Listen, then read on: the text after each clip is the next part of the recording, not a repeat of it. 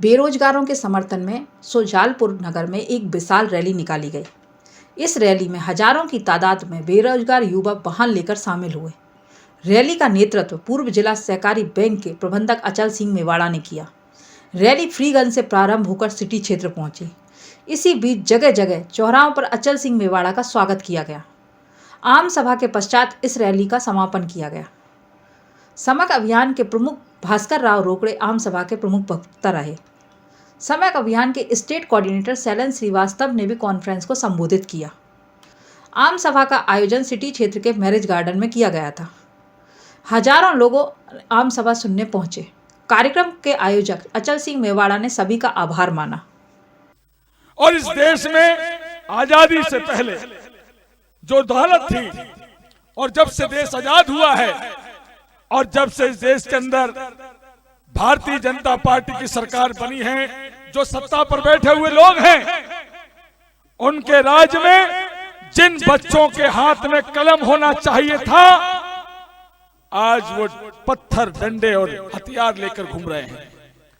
इसलिए इस अभियान के तहत माननीय भास्कर राव रोकड़े जी ने उन युवाओं के दर्द को समझा, उन युवाओं की पीड़ा को समझा, जिनके माँ बाप ने अपने खून को पानी बना करके इस धरती पर बहा करके अपने बच्चे को इंजीनियर बनाने का प्रयास किया या बीए एमए कराने का प्रयास किया और ग्रेजुएट होकर वो बेरोजगार हुआ। उस पीड़ा को अगर किसी ने समझा है तो आदरणीय भास्कर राव रोकड़े जी ने समझा है।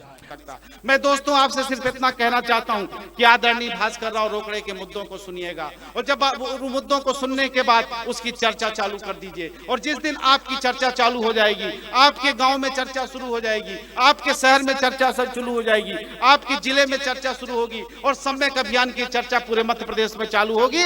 मध्य प्रदेश में परिवर्तन होकर रहेगा, दुनिया की कोई ताकत रोक नहीं सकती है। इसलिए मैं आपसे अनुरोध करने आया हूं कि चर्चा की शुरुआत करिए, संकल्प की शुरुआत करिए। और आप सब लोगों ने जो आज का कार्यक्रम किया, आपने रैली निकाल के स्वागत किया, हमारे साथियों का अभिनंदन किया, इसके लिए मैं आपको सबको बहुत बहुत धन्यवाद ज्ञापित करता हूं। जय हिंद। बहुत बहुत धन्यवाद। साथियों, मैं बड़े संकट में हूं। आप साथियों ने अब जिनके लिए जा रहे हैं वहां जाने की जरूरत नहीं है। बोले कारण क्या? अरे कोई पकड़ नहीं है उनकी बात युवा नहीं सुनते। मैंने बोला भाई मैंने तो सुना है कि युवाओं को बहुत अच्छा जोड़ लेते हैं, वे युवा उनके साथ चल रहे हैं। बोले नहीं उनकी बात नहीं सुनी। फिर आज सवेरे सवेरे फोन आया मेरे पास में, इस शुजालपुर के पास के ही नगर से। बोले ठीक है आप जा रहे हैं तो ठीक है, लेकिन वहां पर वो राजा महाराजा वाली, राजघरानों वाली बात मत करिएगा। हमने बोला भाई हमें क्या बोलना है क्या नहीं बोलना है हम देखेंगे, आप शांत रहिए। अब तीसरी बात, बड़ी विचित्र बात, पास के इंदौर और उज्जैन, देवास, यहां के उद्योगपतियों के प्रतिनिधि मंडल ने एक बड़ा विचित्र सा दबाव बना दिया कि आप जो मुद्दे रख रहे हैं युवाओं के लिए, वे हम सब लोगों के लिए घातक हैं, इस राज्य के लिए घातक हैं। युवाओं की बात आप करेंगे, युवा सिर चढ़कर बोलेंगे हमारे उद्योग बंद हो जाएंगे। मैंने बोला क्या करूं? युवाओं को मजदूर बना के रख दूं, युवाओं को कौड़ियों के दाम में काम करने के लिए विवश कर दूं? तरह तरह के तर्क वितर्क हुए, मैं बात नहीं माना और मैं आज आपके बीच आया हूं।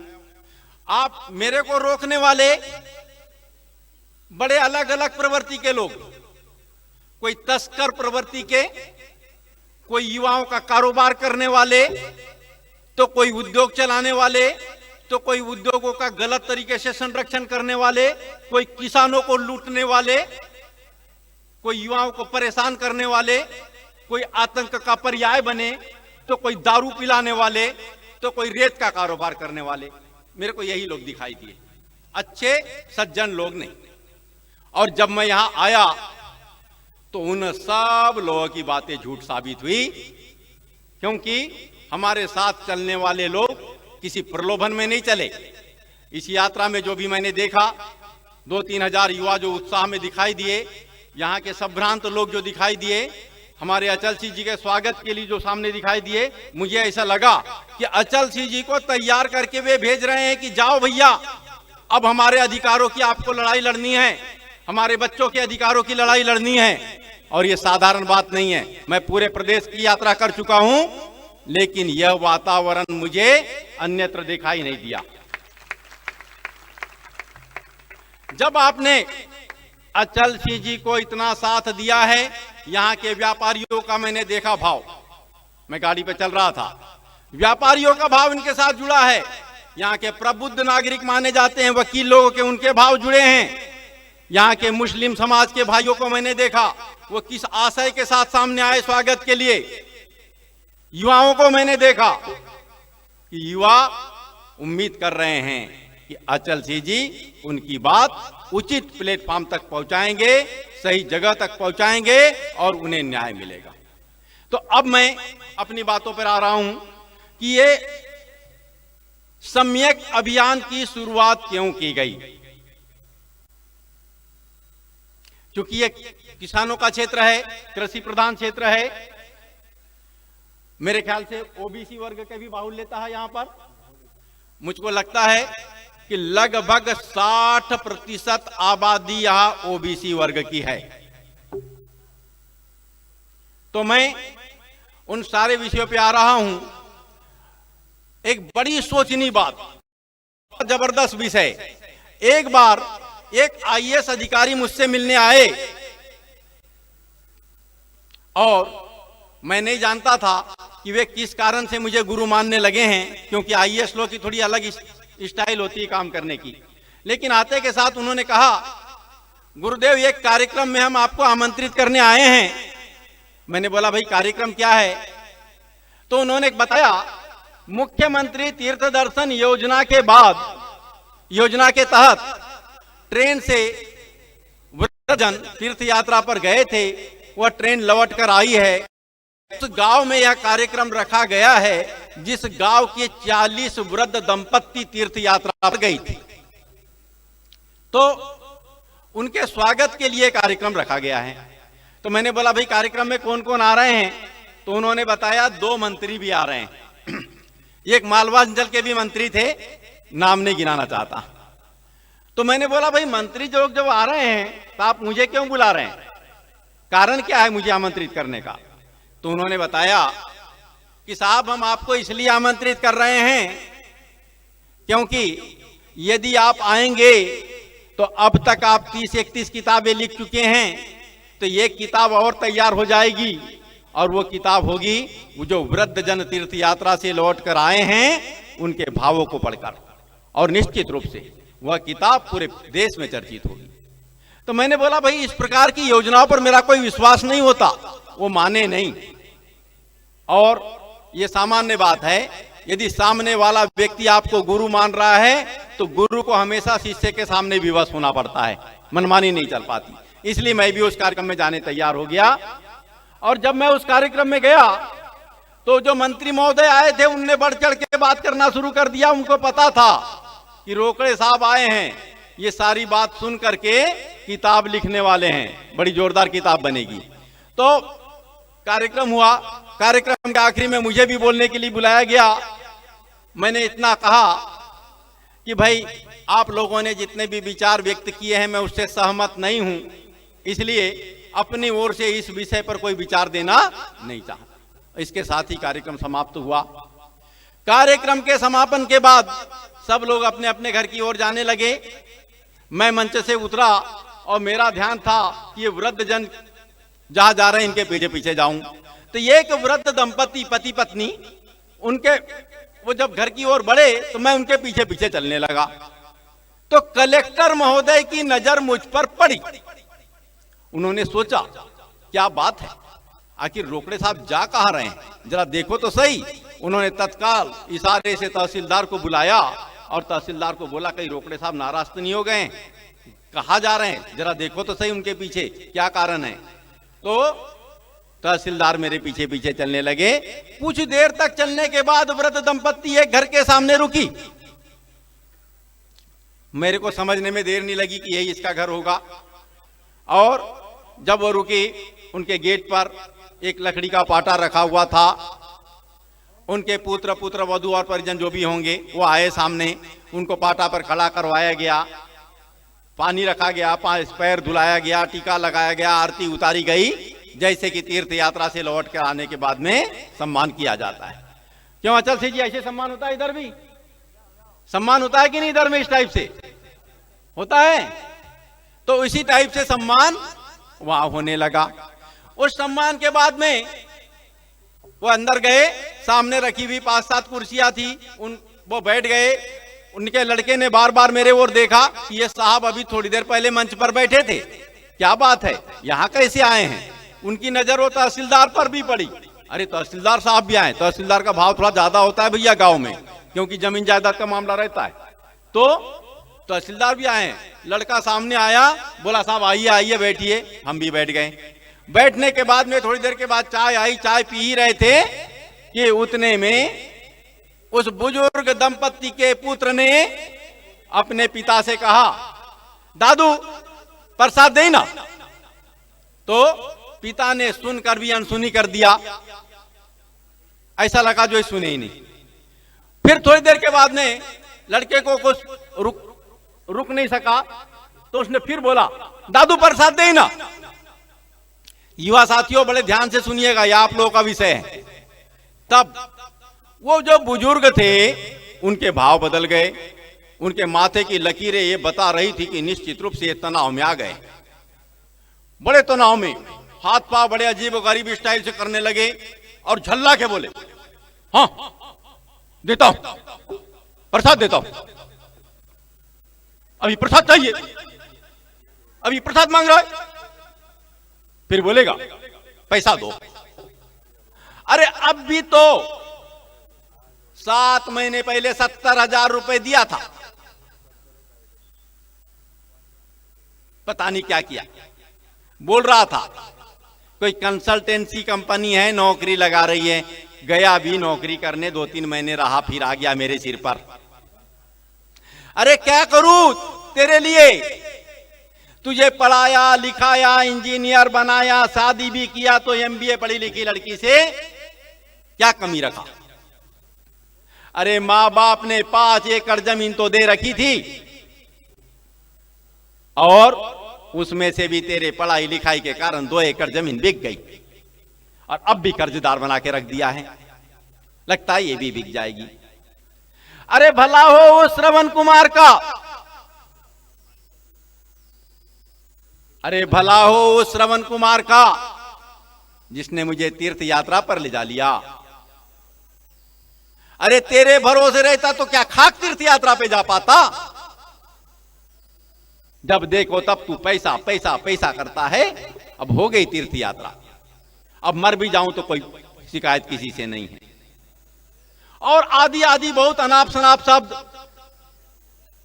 वो लड़का ये बात सुनते सुनते, पिता की बात सुनते सुनते अपमानित महसूस करते करते असहज होने लगा, और उसके माथे से पसीना झलकने लगा। एक समय ऐसा आया, ऐसा लगा कि ये लड़का कहीं बेहोश होकर गिर ना पड़े। तब मैं खड़ा हुआ, खड़ा होकर उस युवक को सीने से लगाते हुए बोला, बेटा धैर्य रख। ज्यादा बोल पाता कि मेरी नजर थोड़ी आगे की ओर गई, और कुछ ही दूरी पर उसकी धर्म पत्नी यानी उस परिवार की पुत्र वधू खड़ी जोर से सिसक कर रो रही थी। यह देखकर मेरा भी गला भर आया, और मैंने बड़ी मुश्किल से उसे भी अपने पास बुलाया, और उस बुजुर्ग के पुत्र और पुत्र वधू को अपने अगल बगल में बैठा के उनके सीने पे हाथ रखते हुए बोला, थोड़ा धैर्य रखिए, हम बात करते। तब तक मैंने उनकी पढ़ाई लिखाई आदि के बारे में पूछ लिया। मैंने उस बुजुर्ग से कहा, अरे काका ये क्या कर रहे हैं भला आप? कितना अपमानित कर रहे हैं अपने बेटे को। अगर डांटना भी था तो अकेले में डांट देता, 4 व्यक्ति के सामने डांट रहा है तो बच्चे पे क्या बीतेगी? ये बच्चा असहज नहीं होगा क्या? और तुम, अरे आप सोचो तो सही कि जिस व्यक्ति को आप श्रवण कुमार कह रहे हैं, जिसने आपको तीर्थ यात्रा पर ले गया उसने कितना बड़ा अन्याय किया है। अरे यदि वो आपको तीर्थ यात्रा पर न ले जाते हुए आपके बेटे के लिए नौकरी का इंतजाम कर देता तो आपका बेटा आपको तीर्थ यात्रा पर ले जा पाता या नहीं ले जा पाता, इस बारे में तो मैं गारंटी के साथ नहीं कह सकता, लेकिन मैं इस बात से पूर्णतः आश्वस्त हूं कि आपका यह बेटा आपके घर को तीर्थ में बदल देता। तो युवा साथियों, जवान पढ़े लिखे युवाओं को निकम्मा बनाने वाला श्रवण कुमार बन बैठा है। दोष किसका? इसके वजह से ये सम्यक अभियान शुरू किया। एक और कहानी मेरे सामने आई, वो बड़ी विचित्र स्थिति। आत्महत्या की ओर प्रेरित हुआ लड़का मेरे सामने आया और वह आत्महत्या करने का कारण बताया क्योंकि वह बिजली विभाग में आउटसोर्सिंग कंपनी के तहत काम कर रहा था और शादी ब्याह होने के बाद में उसके साथ में विचित्र परिस्थितियां निर्मित हुई थी और उसकी वजह से वह आत्महत्या की ओर उतारू हो गया था। उन सारी परिस्थितियों को मैंने देखा। आउटसोर्सिंग प्रणाली के तहत नियुक्ति होने पर क्या बीत रही है युवाओं की पीड़ा को मैंने देखा। उसके बाद में मैं कोचिंग सेंटर्स में जाकर के युवाओं से बात किया, महाविद्यालयों में गया, विश्वविद्यालयों में गया, छात्रों से बात किया। तो युवा साथियों काफी संख्या में यहां बैठे भी हैं, बड़े उत्साह के साथ जब नारे भी लगा रहे थे सब कुछ। जरा आप सोचिए कि हो क्या रहा है, बीत क्या रही है, परिस्थितियां क्या है। जो मूल समस्याएं हैं एक युवा की, पढ़े लिखे युवा की, वो पढ़े लिखे युवा को ही पता नहीं है। नेता लोग आते हैं मंच पर और बड़े लंबे चौड़े भाषण देते हैं, बेरोजगारी इस कारण से बढ़ रही है, ये बढ़ रही है, इतनी नौकरियां है, वैकेंसी नहीं निकल रही, आदि आदि। तो ये सारी बातें सुनकर युवा भी वही बातें बोलते हैं, कोई नई बात बोलने को तैयार नहीं है। समस्या क्या है, समस्या के मूल पर कोई जाने को तैयार नहीं। तब मैंने सोचा कि बीमारी है, बीमारी घातक है, बेरोजगारी नामक बीमारी निश्चित रूप से घातक है, इससे बहुत बड़ा नुकसान हो रहा है। लेकिन जो बीमार है उसको खुद को पता नहीं कि बीमारी क्या है। बीमारी होना कष्टदायी है, घातक है, लेकिन बीमारी का पता न होना उससे भी ज्यादा घातक। तब मैंने शिक्षित बेरोजगार युवाओं की समस्याओं को जानने और समझने के लिए शोधपरक अध्ययन की शुरुआत किया और अध्ययन करते करते मेरे सामने 4 ऐसे मुद्दे निकल के आए जो कि यदि उन पर अमल कर दिया जाता है तो जो संभावनाएं विद्यमान हैं उन संभावनाओं का युक्तिकरण हो जाएगा और संभावनाओं के युक्तिकरण होने मात्र से इस राज्य की 70% बेरोजगारी पर हम नियंत्रण पा सकते हैं। इसके अलावा भी आरक्षण का मुद्दा है, राजघरानों से संबंधित मुद्दे हैं। तो मैं 6-7 मुद्दों पर बात कर रहा हूं।